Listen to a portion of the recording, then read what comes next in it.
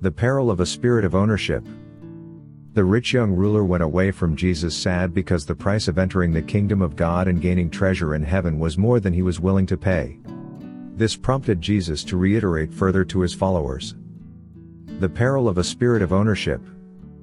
Jesus looked at him and said, "How hard it is for the rich to enter the kingdom of God.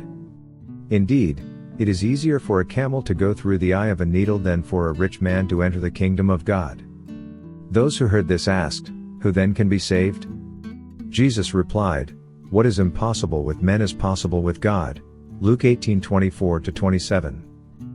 Wealth, or more specifically, the spirit of ownership, is a hindrance to a person entering the kingdom of God.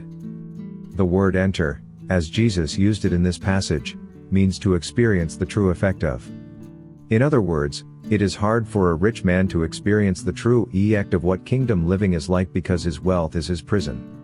He is so trapped by the pursuit of things that he has no time to pursue the first thing.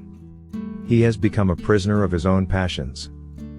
Jesus then shocked his listeners with his statement that a camel could go through the eye of a needle more easily than a rich man could enter the kingdom of heaven.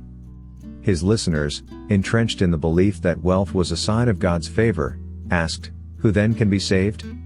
What they were really asking was, if it is difficult for the rich, the God-favored, to enter the kingdom of God, then what hope is there for the rest of us? Jesus assured them that what was impossible in the eyes of men was possible with God. When Jesus spoke of the eye of a needle, he did not have a sewing needle in mind.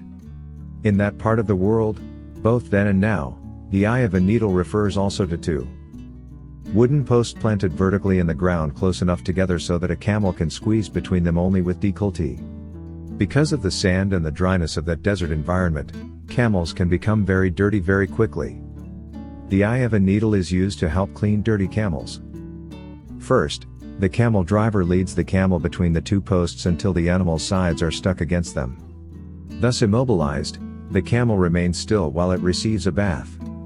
Afterward, the driver carefully draws the still wet camel the rest of the way through the eye of the needle. With this analogy, Jesus was saying that although it is difficult for a rich person to enter the kingdom of heaven, it is not impossible. A spirit of ownership can keep us out, but God can help us let go of that spirit.